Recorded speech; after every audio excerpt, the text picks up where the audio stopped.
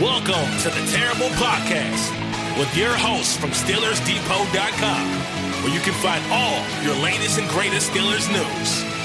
It's Dave Bryan and Alex Kozora, always lit, talking Steelers. And now, here's Dave and Alex.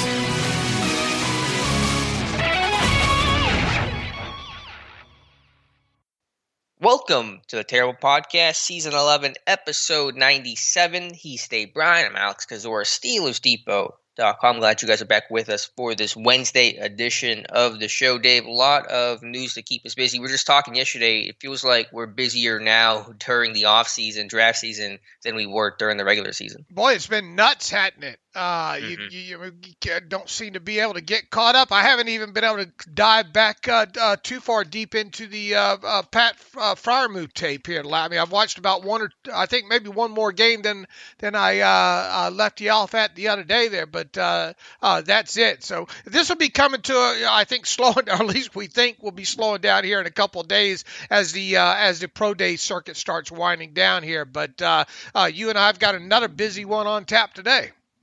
We do, and yesterday was made extra busy by some moves the Steelers announced. They officially announced the signing of two players to a pair of one-year contracts. One player we suspected, one player we did not. The former of that is Rashad Coward, the former Bears offensive lineman, and the origin story that came true of that one coming from some guy on Reddit who overheard the conversation playing Call of Duty. So wild one there, but that signing becomes official, and the one that came out of left field was the signing of Kalen Ballage, the running back formerly of the Dolphins, Jets, and Chargers. So Steelers inking a pair to one-year contracts yesterday.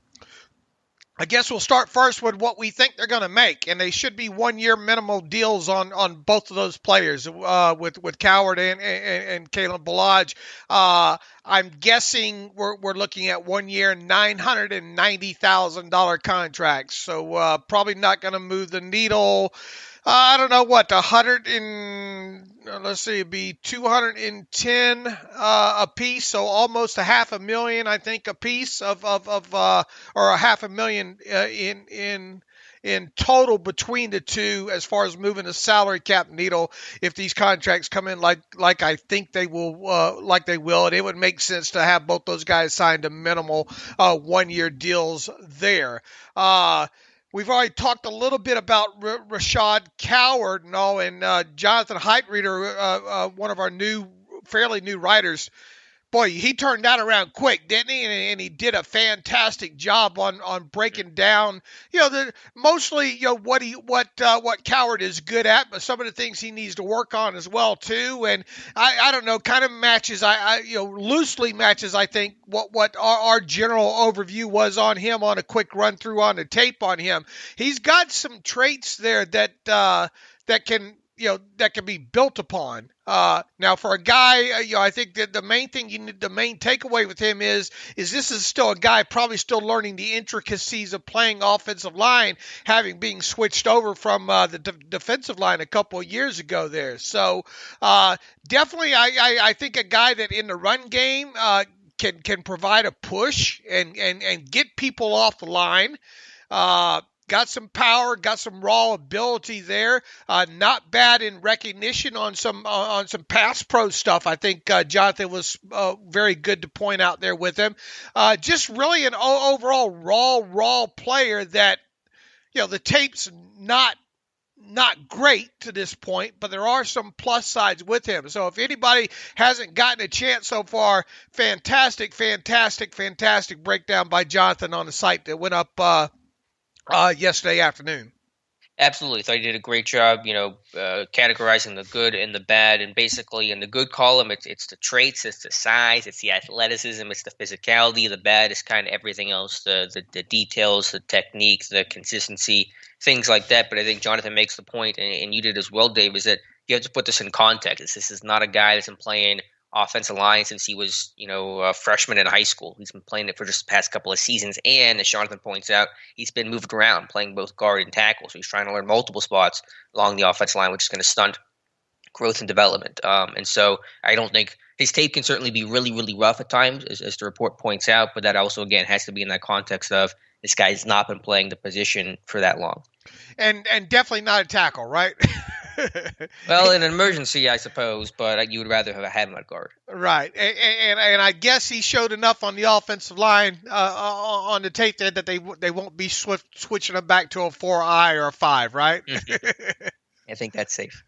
But I mean, look, there's some raw. He looks good on the hoof, didn't he? As they say. I mean, he really looks good from a raw, measurable perspective for sure. Yeah. So again, this is depth. This is not to be a starter. It's not affecting draft plans or anyone along the starting offensive line or anything like that. You're just trying to hopefully grow and develop him. And the Steelers, granted under a new offensive line coach this year, but have been really good at growing and developing players, whether that's Ramon Foster, Alejandro Villanueva, Matt Filer, Chris Hubbard, etc. So maybe you can do the same. Adrian Clem can do the same with Rashaad Coward. Absolutely. All right, the other player that was signed, and this one coming out of left field, was Ballage, again, a former running back of the Dolphins, and then last year spent time with the Jets briefly, and then the bulk of the season with the LA Chargers, famously at Arizona State, the guy that had, 8 touchdowns in one game in college. The success has not really translated to the NFL, so this is a one-year contract. Again, does not move the needle too much, will not impact draft plans, etc. But what do you think about the signing of Kalen Ballage? Look, this is a guy you go all the way back to the great article that you do really after I think the pro days hit is normally when you do it. It's the things the Steelers look for piece that you always do, and fantastic. And what you do is you go through and you look at the history of the guys the Steelers have drafted over the years and try to get from a measurable standpoint which one of these guys who fits based on the measurements coming out of both the combine and the pro day there. And Ballage was one of those guys, and come to find out, Jalen Samuels was too. And what year was this? 2018. 2018. Both those guys just missed that cutoff of making your list, and I think Ballage missed it because of the bench press. I think he did something like 15 that year, and I think Samuels, didn't he miss it too because of bench press? Correct. Yeah, both just missed in that one category. So I mean that's pretty strong there. So overall, when you look at sparkiness, I guess sparkiness minus kind of the bench press, if you will. But if you look at the agility and some of the other things there, this is a kid I put in one of my mock drafts back then too. I think somewhere around the 5th round or something like that, because of I think the measurable fits and some of the tape on top of it there. But I guess long story short, it's not a surprise that he has now circled back around to the Steelers. And if memory serves me, the Steelers had their running backs coach at that Arizona State Pro Day. We have reports of that as well too on the site, dating back that far. But that would have been James Saxon. Yeah, I think right? Saxon. Okay. Yeah, former running back coach was at that pro day that year there. So probably not a surprise that he circled back. Now, look, the pro tape on him, outside of I think really one main characteristic that you picked out, and you have a film room up of him up on Steelers Depot this morning here. The tape's kind of rough overall from what I've noticed so far, but I'll let you pick it up from there and tell the people what you have seen by the film room that you put together on him.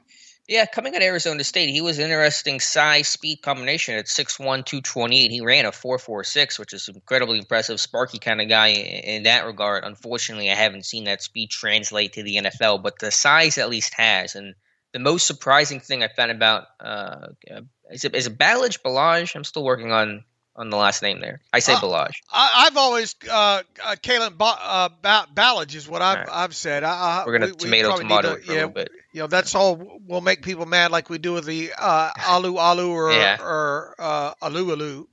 Well, KB, we'll call him KB for the moment here. What surprised me with him was some of that power and short yardage success. And as I just was watching through the tape, I just kind of got the sense of he's converting a lot in third and short. Now, obviously, a lot of running backs you should convert in third and short as an offense. You should do it more often than you miss. But I wanted to put that in context with the Steelers and then overall the NFL. So on 3rd and 4th down in 1 to 2 yards, those key short yardage, gonna have it moments since 2018, since he came in the league. Ballage is 18 to 24, 75%. You compare that with Steelers running backs. Steelers running backs convert at just 56.3% of the time. So Ballage is almost 20 points higher than Steelers running backs. And then if you kind of look at a macro level league wide and say, well, where does Ballage rank against all other running backs in football with at least his 24 attempts? He's tied for 5th in the NFL. The list goes Gus Edwards, Derrick Henry, Zeke Elliott, Kenyon Drake, and then Ballage and Dalvin Cook tied for 5th place. So I did not expect Ballage to be a top 5 guy in short yardage moments, but he is. And if he can be successful in that one area where the Steelers desperately need help, I think that's a big reason why they signed him. And what's the sample size on that? I mean, it's not huge. Obviously, these short yardage situations aren't necessarily going to have big numbers for anybody. For Ballage, over the last 3 years, he's 18 of 24. And so the sample size I used for the study was all players with at least 24 attempts, the number that he had. So some guys obviously have more. Derrick Henry has more attempts than Ballage. But, I put the whole list on there of guys with 24 carries. It's like 27 names, and Ballage finished tied for 5th. And if you look at career-long run in the NFL, 17 yards, and was through I think you could have had 20. Well, didn't he have? I don't know. One you probably wouldn't have taken the hit at the at the end. You probably would have shied away from the hit at the end. But go ahead. Well, his first year he had a 75-yarder, but the last 2 years as long as a 17. Right. Are you sure his first? I must. That's what, at least it's a Pro Football References. In 2018, he had a 75-yard run. Was that a catch and run, or was that just a run? It looks like it was a rush. Yeah. And then the last 2 years as long is 17 yards. So this would have come against Minnesota in week 15. Okay, I see it here. I see it here. Yeah, 75. Okay, and we need to find that one. Have you found it? I have not, no. But the last 2 years as long as 17, and he had that just abysmal, historically bad 2019 season where he averaged 1.8 yards per carry on 74 rushes with the Dolphins. And I know that Dolphins team was not very good, but that is still, his long was 8 that year on 74 carries. All right, I'll have to track down that 75-yard run, but the 17 run wasn't overly impressive other than getting 17 yards, which, once again, you probably could have gotten 16, I think, or 15 probably through the hole that he ran through there. What's the special teams tape show? Yeah, there's something there too. And obviously, if you're going to be a backup in this league, you better be able to contribute on special teams. And he didn't do it a ton this past year. I think 56 total special team snaps across the Jets and Chargers. But his 2 seasons in Miami, he was well over 100 snaps on special teams, mostly on kick return and punt coverage. He's worked as the left wing on punt coverage, and then also some gunner. His rookie season, you don't see running backs play gunner too often. I don't think he was terribly effective at it, but he got that role, which is pretty unusual. So I think there's some value there as probably more of a wing on the punt coverage team, and then also probably getting work on the kick return team as well. This is one of those signings that initially nobody should run out and buy a Ballage jersey, right? Right. All right, but on the flip side here, look, it gives you another guy there. It obviously doesn't look like James Conner is going to be back at this point here. This gives you a guy with some special teams ability. And look, we've been trying to get Jalen Samuels off this roster for a little bit here. If there's one guy that could potentially maybe now do it, it would be Ballage, right? In that regard, especially if he's good short yards and can help take over on special teams. That being said, this does not prevent the Steelers from drafting a running back still by any stretch of the imagination. And they were a little light on the running back depth chart anyway, I think, overall. And we normally see this team carry about 6 or 7 of these running backs going into camp here.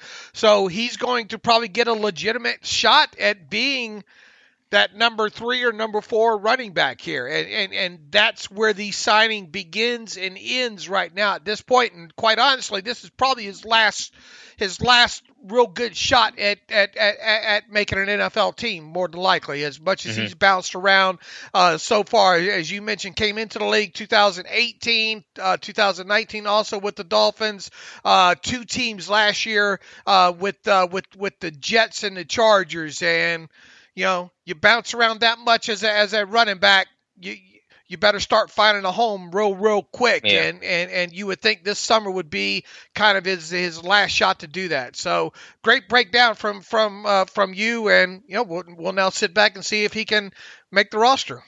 Yeah, if you're signing 1-year minimum contracts in late March, your NFL career is not in a great place right now.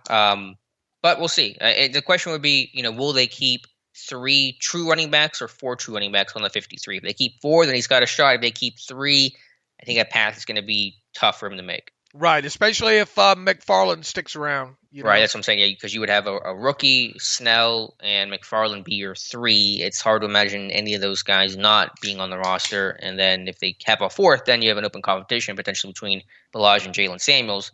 If they only keep 3, though, then obviously you're only keeping 3. He is the biggest threat right now to probably Jalen Samuels first and foremost, and then Benny Snell. Yeah, I think that's fair. But Snell's just it's a similar skill set to Snell, so that's probably a fair comparison. But he's really carved out a strong special teams role in Pittsburgh, and so it's hard to see him getting cut. But Right. I won't say that's impossible. I did find that 2018 75-yard run. It's decent. He actually had a little bit of open field wheels there, run away from Minnesota. I can send it to you if you want. But Yeah. All right, let me do that here in a second. I got to take a screenshot of it, so you might hear some background noises. But overall, I mean, versus a train, that's not a big deal, right? Do you miss the train? Yeah, someone asked me that the other day. I do not miss that train for 1 second. But any other final thoughts on Ballage as a receiver? He's a check down option. His hands are actually decent, but he's not going to do much in the open field. Break a tackle, fall forward maybe. But I mean, he's a very limited receiver. And I think one of the things, going back and looking at a few of my notes when he come out, he's straight ahead, man. He don't mind contact either. I don't think he's a very physical, straight ahead runner. Not much of a cut guy as far as that goes. So, but I mean, he does have when you do look at the agility numbers going back, He definitely falls into that category from a measurable standpoint of what the Steelers look for, and it was fun to go back and kind of find that when looking back at the stuff that you wrote in 2018. And I haven't seen much on Pass Pro, but he was at the Senior Bowl. I remember watching him, and the first day there, he actually had a good day in Pass Pro in one of the drills they ran. So that's obviously a very small piece of information to go off of, and I really didn't study his Pass Pro too much in the NFL, but he has some size, maybe some 1-2, and maybe that makes you at least decent in pass protection. Right. I sent you that play, by the way, if you want to check out the link on it there. See if I can get it to load here. It's not loading, but is it not loading? Yeah. Well, anyway, it's a nice run, obviously, 75-yard touchdown. Here it goes. Yeah. Runs away a couple. I think the safety. Yeah, a couple cuts there. Yeah, makes it to the outside. And does he outrun him? Yeah, he outruns him to the end zone there. Good. All right. But it's like the only play I've seen him win with speed in all the tape I've watched him. So I don't know if that's his game. All right, Dave. Some other Steelers news here. We have contract information on Tyson Alualu, and he did indeed take less money from Pittsburgh than what Jackson was offering. Yeah, and what did we say? Probably took about $500,000 or so less. He took exactly about $500,000 less there. 2 years, $5.5 million. It looks like he got. We don't know. We know the loose numbers, but it's not hard to put these things together, especially the way the Steelers do deals and figuring them out there. According to Tom Pelissero, $1.925 million guaranteed. That is probably the signing bonus, if I had to guess there.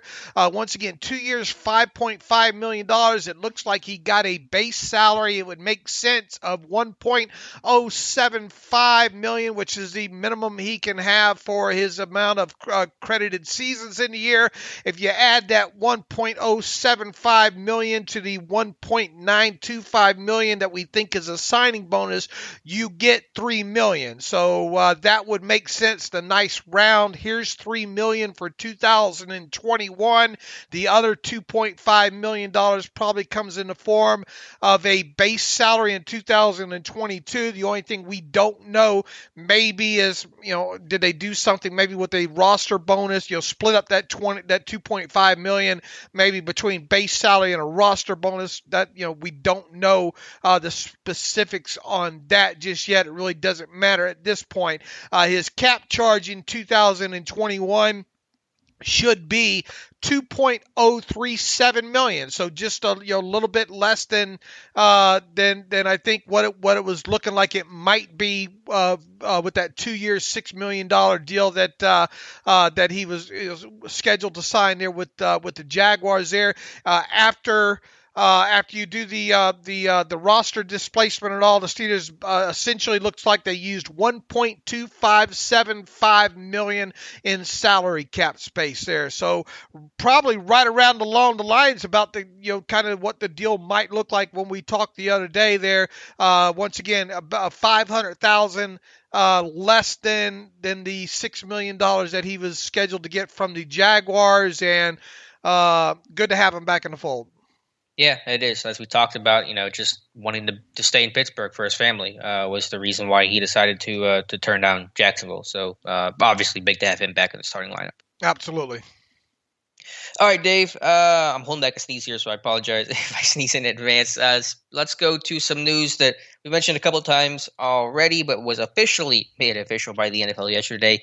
The league is moving to a 17-game season, the first expansion of the regular season since 1978 when they moved from 14 to 16 games. The preseason now will be cut down from 4 to 3 games. Super Bowl pushed back to the second Sunday in February. So NFL officially moving to 17 games. The Steelers will officially be playing the Seattle Seahawks as that extra game. Again, not the last game necessarily, but the 17th game. Right, and now you have a tough schedule get even tougher. Officially. Yeah, the Steelers, I think, have the toughest schedule in the NFL. I don't care about that stuff too much because I think it's meaningless. Yeah, I mean, it's all it does is just goes off of last year's records, and teams change so much, and yada yada, and obviously who the teams in the AFC North have to play. I mean, sure. If you look at all 4 teams, I think all 4 of them are ranked in the top 10 because of basically who the schedules that they play and all like that. But it's just one of those things that kind of gets thrown out there. But I mean, look, top to bottom, if you look at the opponents overall, I mean, you got a tough slate. I think you got Kansas City on there, right? Who else you got on there? Buffalo again, I think. Obviously in division, the Seahawks now. You got the Titans on there. You got the Bills. You got the Packers. You got the Chiefs. It's going to be a tough road there. And I'm a traditionalist. I hate uneven numbers. Your like OCD's got to be just killing you. It is. I hate this kind of stuff. I get used to nice even stuff, and I'm a traditionalist overall there. So top to bottom, I don't like it, but I guess at this point, I better learn to love it. At this point here. So yeah, it was made official, and to hear Roger Goodell talk, and obviously Art Rooney, last week sometime. The thought is right now they're going to be back to full stadiums, or at least that's the expectations at this point. So now we'll wait and see if that's ultimately the case. Yeah, that'll just be dependent on how things go over the next couple of months. So yeah, RIP to our standard 10-6. We will miss you. I don't know. I still might go 10-6 just the same. Yeah. All right, fair enough. All right, Dave, let's transition to the college game and pro days. And today, right now, Florida, LSU are going on. And Pete, I don't know if you're following on Twitter, but there are some crazy numbers being posted by Kadarius Toney and Kyle Pitts. Jamar Chase here's Jamar Chase's day so far. 11-inch broad jump, 4.38 40, 41-inch vertical. Kyle Pitts went 10.9 in the broad. Kadarius Toney went 11.4 in the broad. So crazy athleticism being shown out today in Florida, LSU. Absolutely, and it'll be interesting to see. And I think we got the full numbers from LSU in now, right? I think we had heights and weights. I think they're still working right now, so I don't know if every single number's in, but we have numbers on Jamar Chase. Like I mentioned. Okay. I don't think we have to worry about him being on the board when the Steelers pick, right? Yeah, the question is, could he end up in a place like Cincinnati, for example? Will you have to cover Jamar Chase twice a year is probably the more relevant question for Steelers fans. There you go.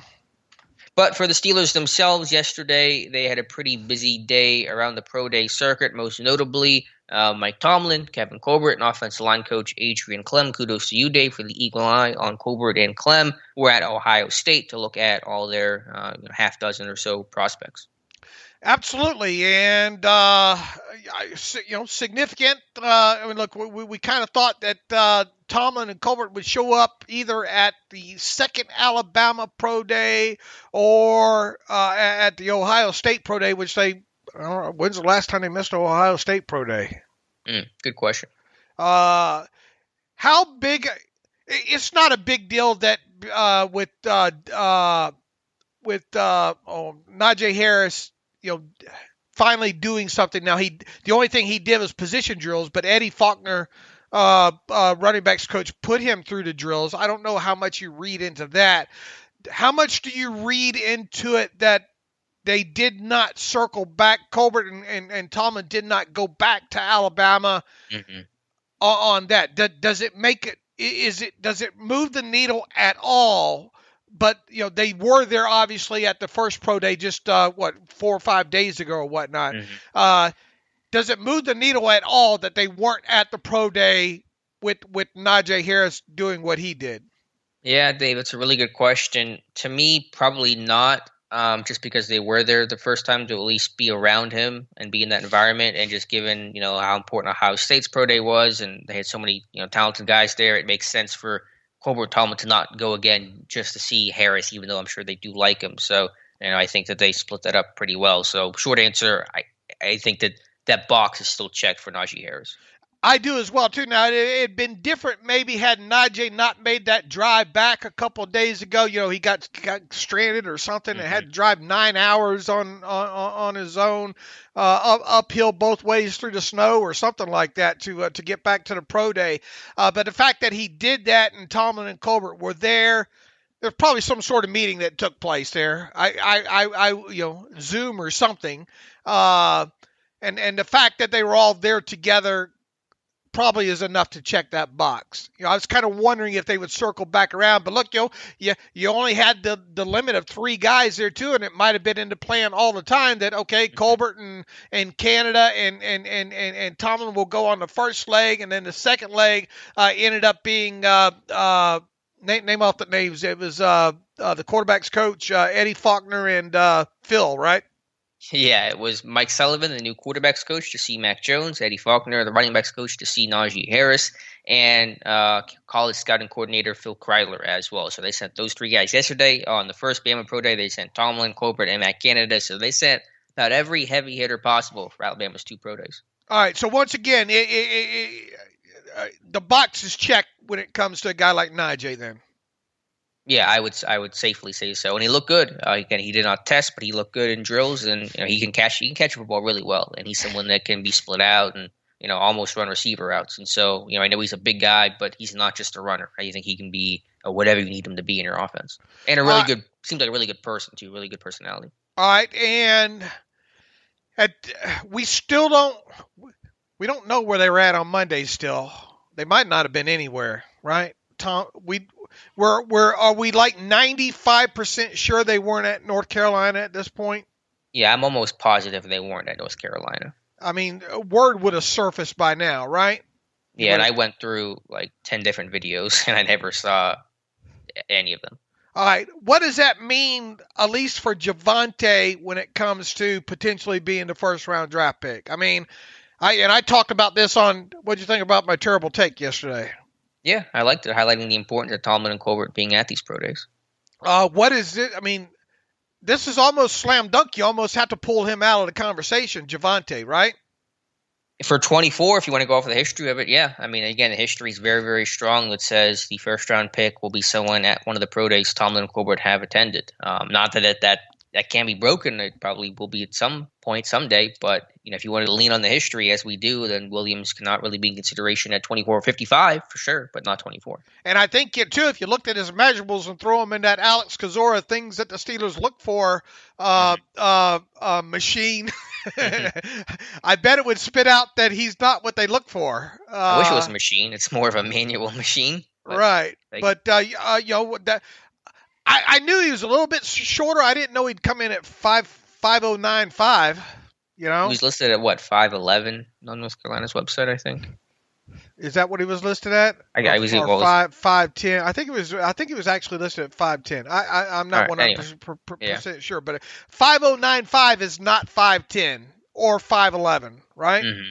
Right. So a little bit shorter than maybe we thought. And him splitting kind of carries the last couple of years with Carter. Tomlin tends to like those they tend to like those more workhorse kind of guys on top of it.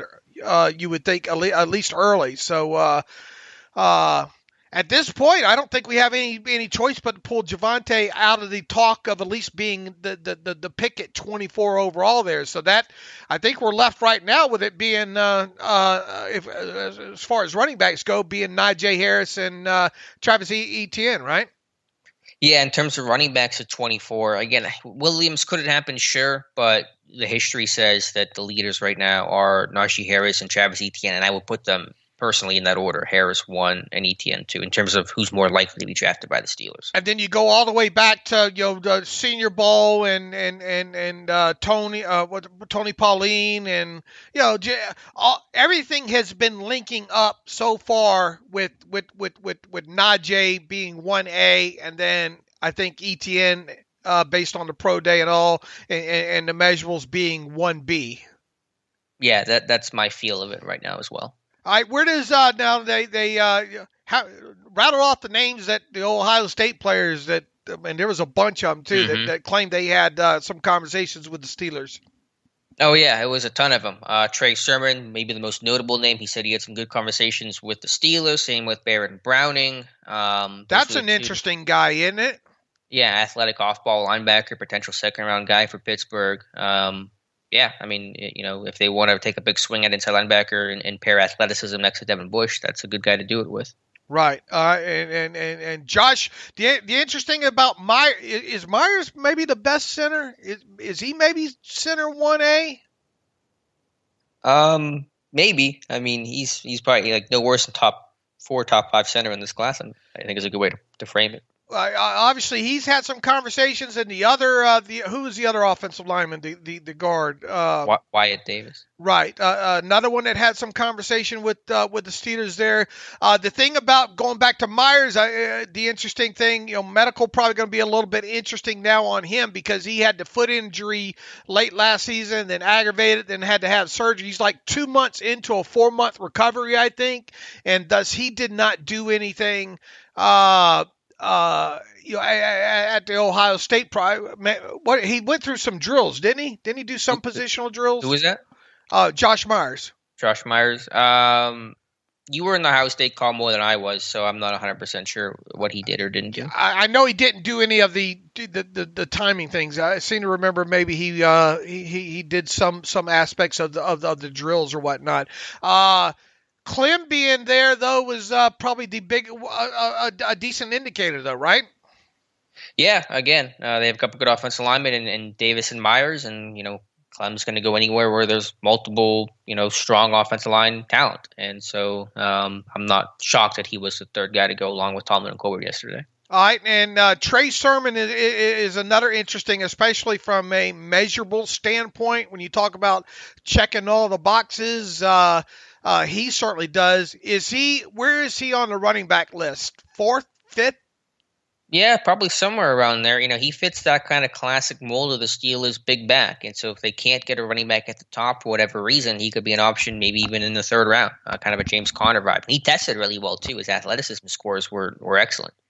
Right. So if the Steelers don't get their back in the 1st round, then yeah, I think you have to seriously consider maybe Trey Sermon being the guy 3rd or 4th round. Yeah, I think at 88, he would make a lot of sense. And he talked about he's worked on his receiving some, and didn't really get used as a receiver too much at Ohio State, but runs good routes and has good hands. I'm gonna beat you to the punch here. Mark Gorsak at LSU today. You're killing me here. Where'd you?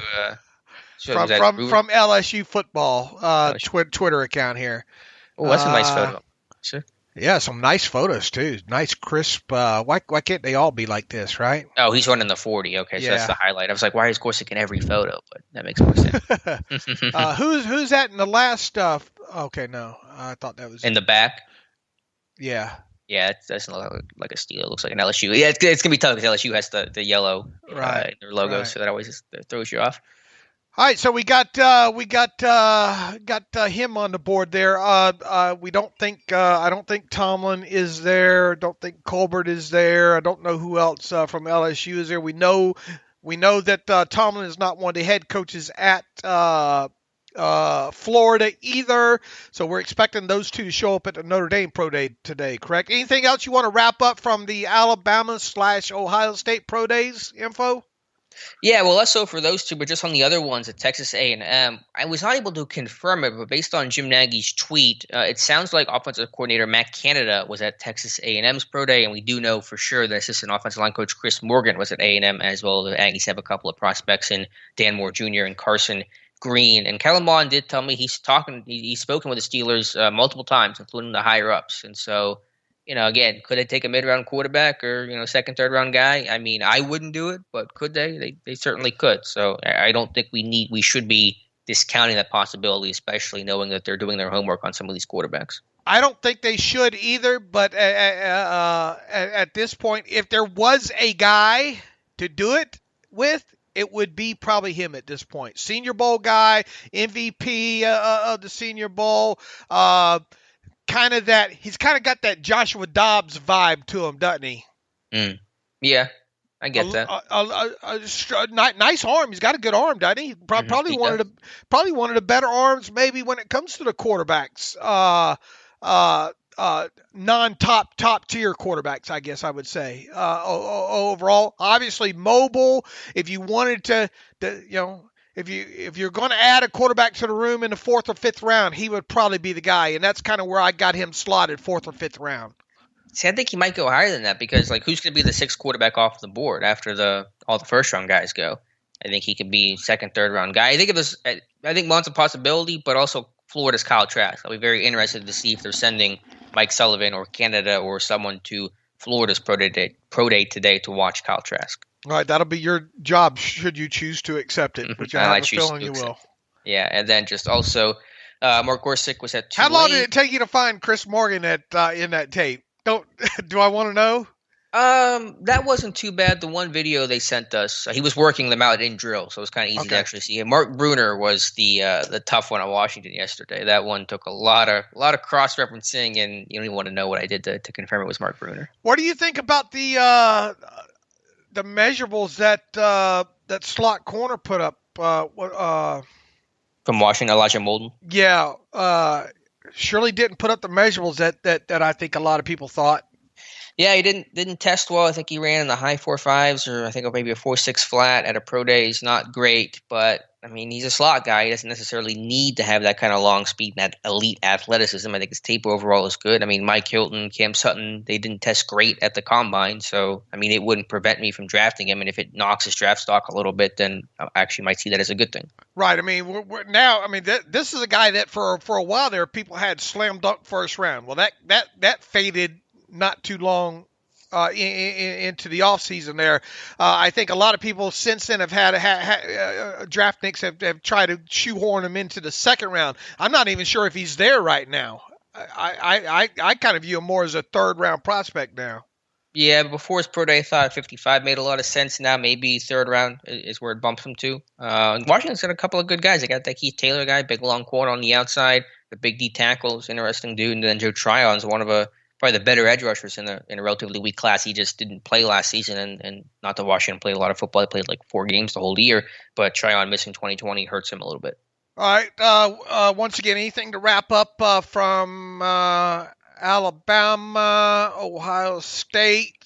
I want to dig deeper into the Baron Browning kid's tape. Tell me what you know about him.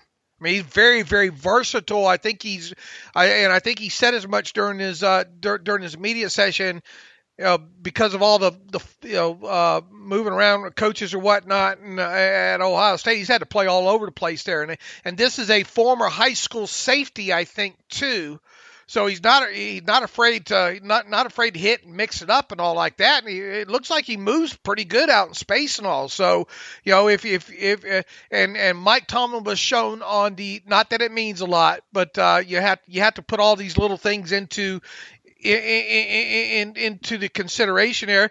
Mike Tomlin chatted him up pretty good, it looked like, on the Big Ten Network yesterday, and Browning was asked about that during his media session and said, look, really nothing going on there, just kind of re-catching up because the two had already had a Zoom call together previously. So, and we know the Steelers, have a history with the Ohio State program, and they probably know him best. And Browning was also a Senior Bowl guy too. So, and I'm willing to bet when you start looking at the measurables, this guy's going to fit the Alex Kozora. Who do they look for? Classification here. He's a good athlete. I'm just reading the report here done by Tyler Wise, who said, sideline to sideline speed, agility, coverage ability, hip power, still growing, a little bit raw right now, but can improve. And so that was on the good. The bad was just not a lot of great instincts yet. The block deconstruction has some work that he has to be able to do, and still kind of a guy that is growing and developing. So interesting off-ball option. And by the way, here, just news coming across, Mike Tomlin and Kevin Colbert are, in fact, at Notre Dame's Pro Day. And we kind of expected that to happen, right? Yeah, no surprise at all. Just again, they always go to the places that have a ton of talent, just a wide net of players to watch, top talent, and a lot of it. Notre Dame has both of those things. How about that? I forget his name, Jeremiah Wosu, whatever, JOK. Man, if he fell a little bit to Pittsburgh at 24, considering the Steelers' just insistence on having linebackers cover receivers. I mean, if you want to do to solve those things, I mean, JOK is more than just a linebacker. You can kind of everything. Could that be an option? I don't think you can discount it. Good kid, checks a lot, checks all the boxes. Pro Day interview. Yeah. We've been fortunate enough to see a lot of good ones these last couple of days here, and yeah, he definitely is one of them there. Be hard to discount that him for sure if he were to fall. Don't we see mostly him going around in the top 20, 22 or so? Right. I think he's around like between 15 and 20 is where he's been mocked, I think, most often. But if he slipped a little bit for whatever reason, defining his position, things like that. We talk about Stephen Collins a lot, off-ball linebackers, so they went defense. But I think we talk about JOK because he could really be a fun piece in that defense. All right, Dave, so we know they're at Notre Dame. We'll see who the third coach is. Might be Adrian Clem, with the offensive line talent there with Eichenberg and Hainsey and Banks and Clem being at Ohio State yesterday with Tomlin and Colbert. We'll definitely see him being the third wheel for today, but hopefully we'll get confirmation of that a little bit later on in the day. Absolutely. You won't have any problem finding that third person, will you? I hope not. It should be a lot of eyes and a lot of cameras on Notre Dame today with all the talent that they have. All right, Dave, anything else you want to talk about here in today's show? Anything we missed we have not yet addressed? This is what I was going to ask you about. Did you saw the clip yesterday? Actually, I know you did because you tweeted it out, of Landon Dickerson doing the cartwheels. Yeah, I mean, I saw it. I mean, it's impressive, and even Mac Jones says, "Oh, it looks like that." And he said something about him squatting a certain amount of weight already, and the guy's obviously way ahead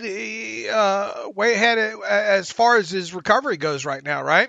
Yeah, that knee looks pretty good. Now, that's granted, obviously not a clinical medical evaluation of things, both short and long term. But man, why can't he be the pick at 24?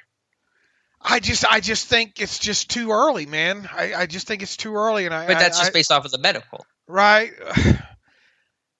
It's tough, man. It would be tough with his back history and all like that too. It'd be one thing if it was just. I think this might end up being a blessing overall. It's not for him obviously because he wants to go in the first round, but if all this was to push him down into the third round or even the second round, do you think he'll be on the board at 55? My gut says no, he won't be. My gut says yes, he will be. Okay. If he's there, do they pick him? If he is, where's your right? Where's your right? Which running back are you going to take? At that point, you're almost saying, okay, we're going to go to Trey Sermon route, pretty much, right? If you're taking Dickerson at 24, yeah, potentially. But I'm okay with that because, again, I think you build your offensive line inside out. If you have a good offensive line, you can have a worse back than vice versa. Well, how old is Trey Sermon? Fits from several aspects, production, workload, measurables. I mean, he checks a lot of boxes, right? Were you asking what his age was? Yeah, what's his age? He just turned 22. Boy, that's another box checked right there. Is it? I guess, yeah, it's not super old. I mean, for a guy with the average. production and just turned 22, Mm-hmm. One of the main things that's the most concerning, I think, when it comes to a guy like Najee is the age. Because he's a little bit older, a year older, really. That was my first terrible take, though. Like, who cares? I mean, he's probably not. Right. He's not playing for your team for 10 years. He's probably his rookie contract guy. So, like, it doesn't matter that much to me. Okay. The way that it would, a wide receiver or a quarterback or some other position. But you're not getting Najee at 55, right? No. Yeah. If he's even there at 24, there's no guarantee he will be. I think he will be, but there's no guarantee of that. And you're not going to get Travis Etienne at 55 either, I wouldn't think. I doubt it. So unless you really were enthralled with, for some reason, if Javonte were to fall down that way, even so, you would think they would have, if they thought there was a chance, or maybe if they were more in, I was expecting them to be at North Carolina, and they weren't, or at least we don't think they were. And I take that as a huge. I think I took it personally. Yeah, you're going all Jordan on me. But I take it as a huge indictment that they weren't there, or at least we don't think they were there. But that could still put Williams in play at 55, even if it doesn't put him in play at 24. I guess, but I mean, what's the history going back with second round picks and the pro day attendance? I've looked at it some. I don't have it, off the top of my head. But it's not as strong of a correlation. There are examples of second round picks that Juju, for example, obviously didn't go to his pro day. Yeah, but I mean that you could throw in the old West Coast thing there, but they didn't go. I mean, when everyone. Right. But all right, so let's do that. Let's just draft all Alabama guys. Give me Najee Harris at 24 and Dickerson at 55, and I'll call it a draft if he falls. I suppose it's possible. I just think Landon at 24 is a little bit of a reach, but when has that ever stopped him, right? Yeah, and if he's cleared medically, then it's not a reach because the only thing that's holding him back are the medical concerns. And if hypothetically, we have no idea what the doctors are going to do, but if they say, yeah, he's good medically, then what's stopping you? I just have a feeling he ges pushed down, Alex. Yeah. I get it. I mean, it's a very lengthy injury history. I mean, could you go up? Do you have something that allow you to go up into the second round a little bit? And I mean, do you really want to do that?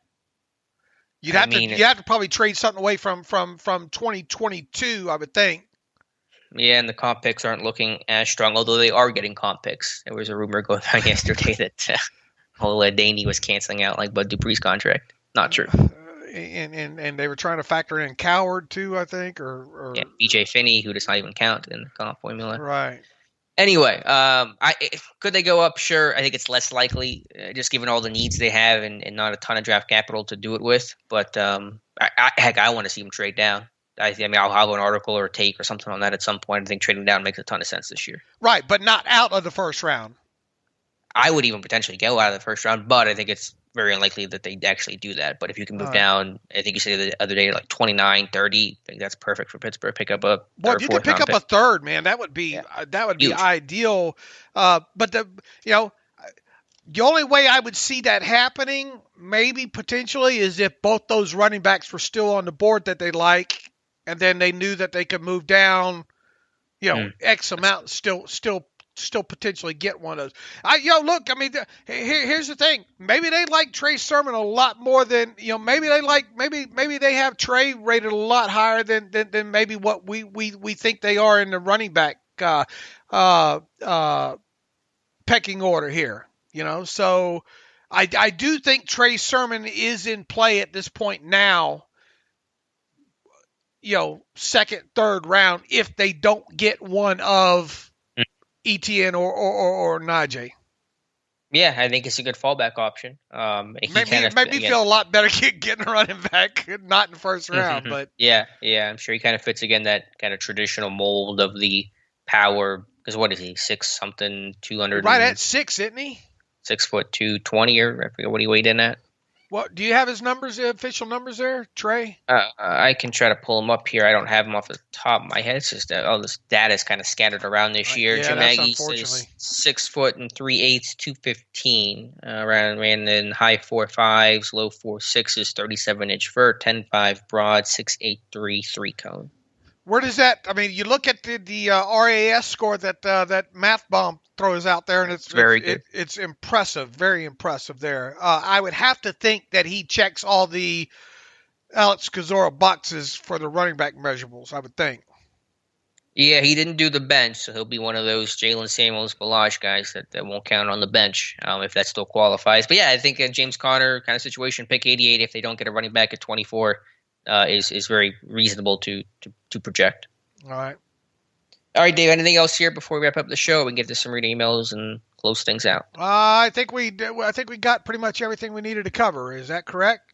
And let me just kind of scroll through here one more time. Yep, I think that's probably good enough for today. So let's get to some emails, Dave. All right, Sim Football Critic writes up, "What's up, guys? Seems like this is becoming a weekly thing, but I respect you guys' opinions, so it's always good to share thoughts." And initially, when Ballage was signed, I thought it may affect the Steelers taking a running back early in the draft. The more I think about it, I believe the move was to add depth. Yeah, we already addressed that. Don't read much at all into the Ballage signing here. He says, as much as I would love the Steelers to take Javonte Williams, I'm also good with picking up a guy like Trey Sermons in the third round, assuming Connor won't be back now. Who gets cut if the Steelers draft a running back? I would say Jalen Samuels. Whoever you draft, I don't think you're going to turn around and cut a player. But as Alex and I already talked about, I hope Jalen Samuels has got some moving boxes accessible. Javonte, the thing, once again, them not being at North Carolina, or us at least not being able to find them at North Carolina, and being probably 98 point, you're probably even more positive than that, right? Yeah, you're 99% sure they weren't. 99% sure they weren't at North Carolina Pro Day on Monday. If indeed that's the case, man, it's hard to project Javonte Williams coming to the Steelers at this point. So, regardless, the Ballage move is a classic. All right, let's get someone in the fold here to work with in case something doesn't go the way we want it, break the way in the draft. It is an indictment of sorts, I think, on Jalen Samuels. Call that what you will. And then to some degree, a little bit maybe on Benny Snell. But as Alex pointed out, Benny Snell's a good special teams player. So that that's going to keep his foot in the door there. Once again, I don't think whoever you draft, I don't think you turn around unless you're just really done with Jalen Samuels. I don't think you draft. I don't think you turn around and just cut anybody, especially with Jalen's not making a ton anyway. You at least carry him to camp in case of injuries and all like that. But I would say that Jalen probably not going to be sleeping too well at night. Yeah, it's difficult to see his path to the week one roster, assuming they draft somebody, which they almost certainly will at some point, that will make the team. So I think it's just hard to see where he fits going forward. Yeah, the thing here with Ballage is just learn more about him. That's what the move screams. Just learn more about him. Don't people, these low-level signings like this, they want to read way too much into things. Look, you're going to lose James Conner this offseason. Get a guy in to help at least kind of start filling a roster spot there. And they usually carry 6-7 backs when they go into camp anyway. So you're going to need the numbers when it comes to that aspect there. So don't read way too much into it, and make sure you get by SteelersDepot.com today and read the scouting report that Alex has done on him. Yeah. I kind of in my head, I didn't write this down, but in my head, I kind of compared this to Terrell Watson a couple years ago, who was a brief short yardage / kick return. And Ballage wouldn't do kick returns, but he'd be a special teamer / short yardage maybe kind of guy. Right. I don't know if we've got too many more. I don't know if we've got that many more emails in here. Let me look here to see if I find anything else from anybody that maybe we haven't got to. Let's see. We got the avoidable years question already out of the way. Yeah, I'm not seeing anything else. Light day on the email machine this go around here. So probably perfect time because you and I have got some Zooms to get. I never thought I'd be a Zoomer, but we are definitely Zoomers this off season here. Tell people where we're going today. Yeah, today's a busy day. There are LSU, Florida, and Boise State. I think we'll be in those Zoom meetings today. All right, and we will pass along who the Steelers seem to have interest in, and a lot of other good stuff on SteelersDepot.com throughout the day as well too. So within all of that, Alex and I will be back on Friday. In the meantime, you can follow me on Twitter at Steelers Depot. You can follow Alex on Twitter at Alex_Kozora. Follow the show at Terrible Podcast. Email the show, theterriblepodcast@gmail.com. Get those questions in by Friday there as well. What's your terrible take about today? What is my terrible take about today? It's about how Anthony McFarland, because some people think that Anthony McFarland's the gadget player for this Matt Canada-led offense, and I think McFarland can be a dynamic player in this offense, but I don't think McFarland's a gadget player. I compare his skill set versus a gadget player's skill set is the difference between like hot and spicy. It's kind of dumb, but you guys can listen and see what you think. All right. Let's see. Go to SteelersDepot.com. Hit the donate button, upright navigational bar, if you'd like to donate to the cause. There also, if you'd like an ad-free version of SteelersDepot.com, please go to SteelersDepot.com. Hit the ad-free button for $25 for one calendar year. You can have access, an ad-free access to the site. That's been very popular. Our YouTube page is growing significantly. 2 versions of it. You can find Alex Kozora's YouTube page on the YouTube machine, and then just type in Steelers Depot as well too, and you find that one. Our Facebook page is growing astronomically, and we're on the Instagram machine as well too. Tyler Wise doing a great job with growing the followers on that. So within all that. Good place to probably leave it until Friday. So as always, thanks for listening to the Terrible Podcast with Dave and Alex.